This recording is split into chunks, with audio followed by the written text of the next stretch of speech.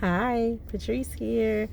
I'm in the car waiting for my daughter. She's at an appointment, and I decided I'll go ahead and do a video while I'm sitting here. So, it's raining again outside. Well, it's like drizzle. It's not official, but I'm kind of like, dang it, because I feel something in my throat. I want okay, so today's is the first day of the prophetic retreat that I'm doing. Oh my God, I'm doing so much stuff, y'all. Okay, so anyway, um, the prophetic retreat is today and tomorrow. By the time you see this video, it'll be the following week. I always anyway. So I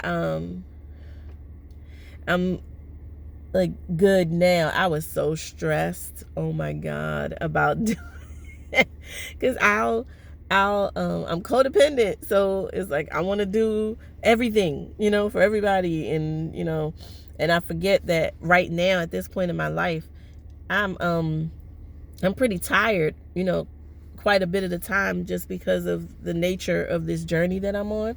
And so that just comes with the territory, and then there's the ups and downs. Some days are good even when I'm tired. Some days are bad and I'm tired. And so and then there's, like I tell you about the nightmares, the flashbacks, I hear a song and it reminds me of something, and I, start feeling bad or whatever. So that by itself is a lot. And then of course I have my normal everyday take care of the children and cook, clean, all that good stuff. And then I have my like herbal product business, and so I'm making some stuff for the retreat to sell on the retreat. And excuse me, and I'm making like my lotion, soaps, all that kind of stuff to sell.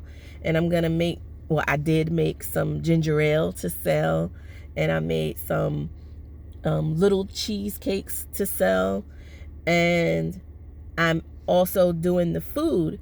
So tonight is just like snacks, and then tomorrow morning I'm doing a little continental breakfast. So I got I boiled some eggs, so like whoever likes boiled eggs can have that. And then I made some banana bread, 2 loaves of banana bread, and I'm gonna slice them up really thin. I'm making some blueberry muffins, and I made 2 types of applesauce, unsweetened and sweetened. And I'm so proud of my applesauce because I got some family members who they want to stay away from sugar, and so I had them in mind with the unsweetened. I hooked my family up, okay? So I'm excited for them to try it because it was good. It was good. I don't like bland food, okay? I like anybody that knows my cooking. Now, I'm not like going to be a salt fiend or sugar fiend, and because frankly, when it comes to food, like the baked goods, I love making them, but I don't really care about them. Like I made a sweet potato pie, I think on Sunday. I had a sliver and I didn't even want that, but I was like, this is ridiculous. You made this pie, eat the daggone pie, so I had a sliver, but I don't want it. I just like to make stuff. So I did the unsweetened. I made sure to use apples that were already, on the sweeter side. And then I put like I put like lemon juice, and I make a cinnamon spice blend of all these different things, and I put that in there, and I put some vanilla extract that I made in there, and mashed them up. I like it a little bit chunky, and I put that aside for the unsweetened. And when I tasted it, I was like, okay, Trace. And my daughter, my oldest, she likes food that tastes like something too. We can't stand bland food. And she was like, this is good, Mommy. And I was like, yeah, isn't it? And so I put that aside for the unsweetened, and then the rest I put a little bit of brown sugar in there, and sea salt. I put sea salt in the whole thing, because people be sleeping on some sea salt, okay? When it comes to like your baked goods, a lot of baked goods. Like I put a good amount, and not when I say good, I don't measure. So anyway, I put a good amount of sea salt in my ice cream when I make it, and it is so good. But anyway, that is not what I was going to talk about. So I just wanted to, like, I want to keep things, I don't want everything to always be so heavy and, like, you know, like all downer and stuff. I mean, life is life, but it don't have to always be bad and down. And, you know, because even when there's bad times, I find that I can see some good in it, and progress, you know. So I watched a video though the other day, and the girl, now I've heard of remothering yourself, because I'm doing a journal actually on, like, where I'm writing and remothering myself. But this girl, she was talking about reparenting yourself. And so in a nutshell, the idea is that when you're having a hard time in life, think of yourself as the little child going through whatever you're going through, and also think of yourself as whatever that child needs in that moment. Sometimes if they need that nurturing, then you think more of a mother. If they need the, like, firm but loving, then you think father, and you be that to yourself. And so that when the girl was talking about it, I was like, I can do this. And it totally makes sense to me. And because I tend to want to attack myself and, like, totally beat myself down for things that I just shouldn't, you know. And because I remember one time I was telling my sister how I was like, you know, I'm not brutally honest with anyone. I'm honest with people, but I'm only brutally honest with myself.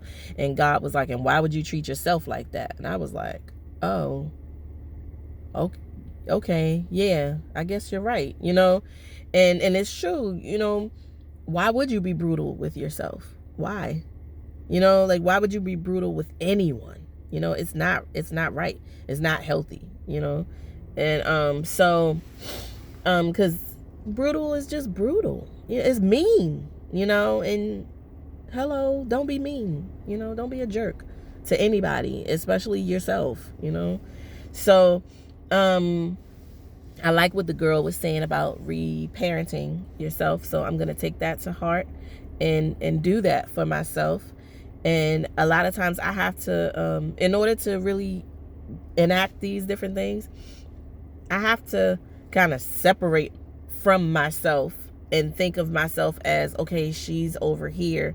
And or I have to picture one of my friends or even my children and say, okay, how would I treat them in this situation? And that's how I am able to do it. Because if I think solely of myself, I don't yet love myself enough to be able to just see it like, okay, this is me and I'm going to treat me well. I don't see it. I'm not able to do that just yet. So I'm, like, tweaking it and figuring it out so that I can treat myself better until I believe I'm worth it. And it comes naturally. So I'm excited about that. And then you see, I did my hair. I retwisted my hair. I did my daughter's hair too. She has locks now, and I retwisted hers. She's a month in now, so I'm excited for her. So yay for us. One of the things that the girl said on the video that kind of touched me was she said that she has seen that some people on a level, they're not aware. It's on a level, a conscious level. I hate that word. I don't know why I can't say that word right sometimes. I have to really, like, focus to say conscious. So on some level, people know they need healing from their childhood. And what they do sometimes, she said, is they will have children in an effort to heal themselves through their experiences with their own children. And she said sometimes she's seen it go horribly wrong, because sometimes you just, without even thinking, do what was done to you. and that could be horrible. And she said, but sometimes she sees it work out beautifully. But even when it works out beautifully, it's still not enough to heal, that person. So as she was talking, it rang true in my spirit. I was like, wow, I think I've done that. I think I have done that. Like, I've had these children and used my experiences with them to heal some part of myself. And now that I am intentionally on this journey of healing, I see where it has helped, and I see where it has been good, but I also see blaringly and blatantly that it has not healed me, so that's another like thing that I'm looking at within myself, like taking inventory, I guess, so to speak. And so I'm like, wow, yeah, I think I've done that, and because I look at how I've done things with my children, and I'm the type that I follow my heart, well, what I call my heart, and what I call my heart is where God is, like, some say gut, but I follow what I really feel strongly to do. Like, a lot of people would tell me that I shouldn't hold my babies so much because then they get used to the hand, and I would say okay, and I go right off holding my baby.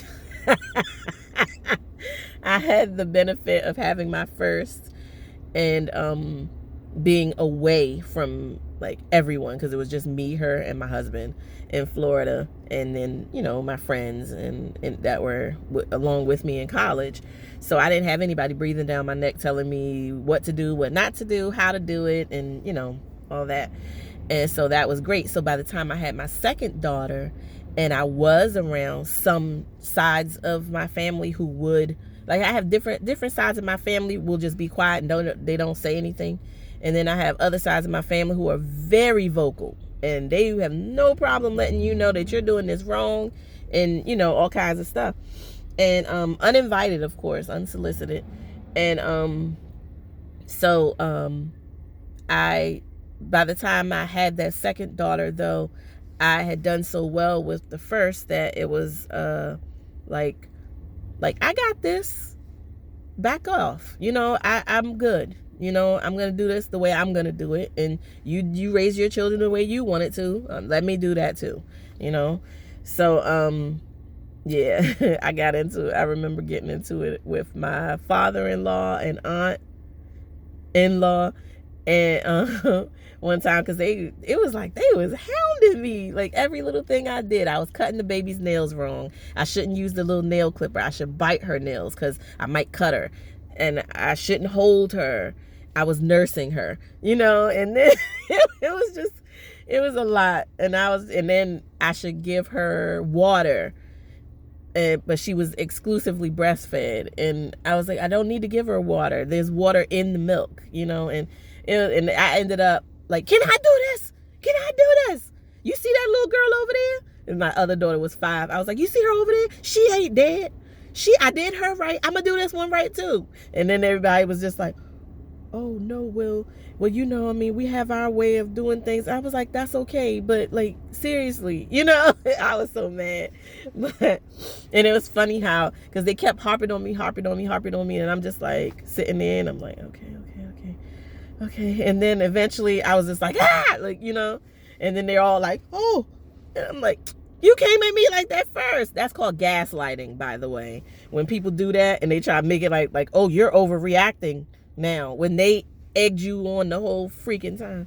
So yeah, I think I did that though with my children, with the parenting thing, and but I'm grateful that things have gone the way they've gone, and that I haven't been one to carry on the types of abuses that I've endured myself. And I'm grateful for this idea of being a good enough, whatever the case may be, a good enough person, a good enough wife, daughter, mother, friend, all that, because it means that you don't necessarily do everything perfect all the time, but you do it good enough of the time that it makes it such that you're not a toxic, harmful person, and I like that. I'm happy about that.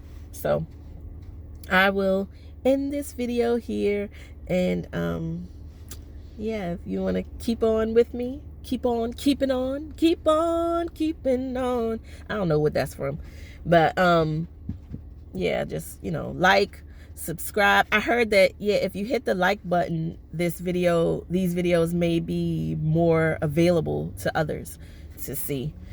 So, and thank you to all the people that are giving me all this feedback. It's wonderful. It's like really good, helpful. So, because I don't know sometimes if I'm just droning on and it's boring, or whatever, but I'm gonna keep going. Because I'm actually enjoying this. I'm getting a lot out of it myself, so that's enough reason to keep going, even if I am boring you.